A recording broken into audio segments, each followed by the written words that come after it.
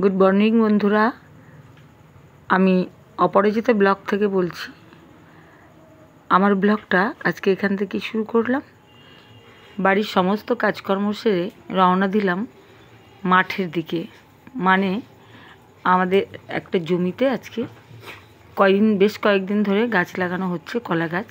তা ওখানটা দেখার দরকার ছিল, কারণ দুটো লোক কাজ করছিল।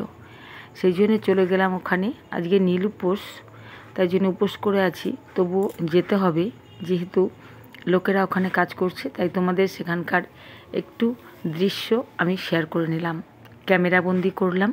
দেখো, খুব একটা খারাপ নয় জায়গাটা, ওটা আমার বাড়ি থেকে বেশটাই দূর। যাই হোক, তা তোমাদের সঙ্গে আমি ওর আশপাশটা একটু শেয়ার করলাম। যদিও উপোস করে আছি আর রোদ এবং গরম দুটোই প্রখর আছে, কিন্তু তবুও একটু শেয়ার করে নিলাম। দেখো, এগোচ্ছি আমি জমিটার দিকে। জমিতে দুটো লোক কাজ করছে, তবু সেই ফাঁকে এই গরমের মধ্যেও উপোস করা অবস্থাতেও লণ্ডভণ্ড হয়ে আছি সব কিছু, এবং নিজে সেই অবস্থায় তোমাদের সাথে শেয়ার করলাম সেই মুহূর্তগুলো আমার। দেখো, এই যে জমিটা কলা গাছ লাগানো হয়ে গেছে।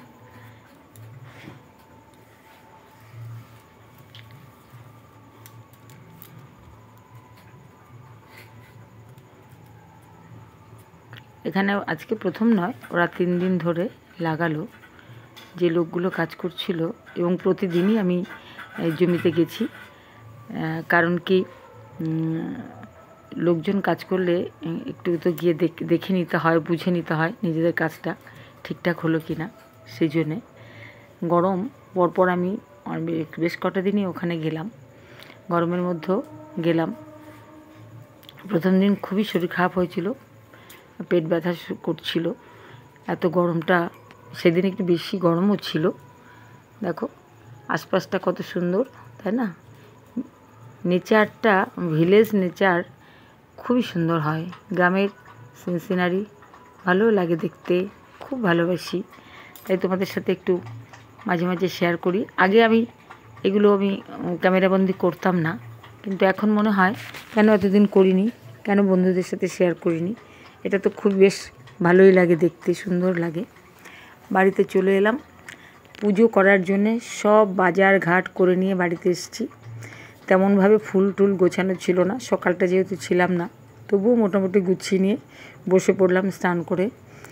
আমার আসনে মহাদেবকে স্নান করানো বসিয়ে, এবং ফুল ফল ঠিক সেইভাবে দেওয়ার মতো জায়গা নেই, তাই নিচে মেঝেতে একটা টুল পেতে তারপর বাবা মহাদেবকে নামিয়ে আমি পূজা অর্চনা করছি। প্রথমে আমি পঞ্চামৃত দিয়ে স্নান করাবো। দুধ, দই এবং শক্কর নিয়ে নিয়েছি, এবং নিয়ে নিলাম ঘি এবং মধু।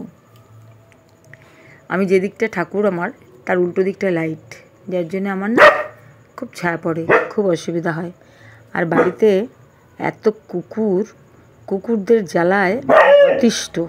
ঠিক যখনই আমি ভিডিও করব, দেখবো ওরা কোনো কারণ নেই। এখন কিন্তু বাড়িতে কেউ আসছেও না, বাড়ির কাছ দিয়ে কেউ যাচ্ছেও না, অথচ ওরা ডাকছে সমানে। কি বলবো আমি, আর মাঝে মাঝে পারি না, নিজেকে খুবই অসহায় লাগে তখন।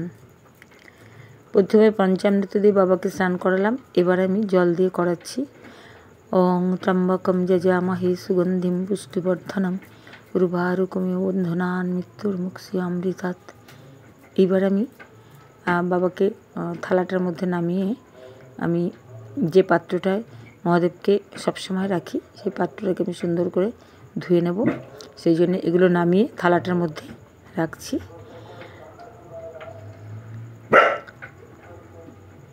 এটা আমি ধুয়ে পরিষ্কার করে নেব।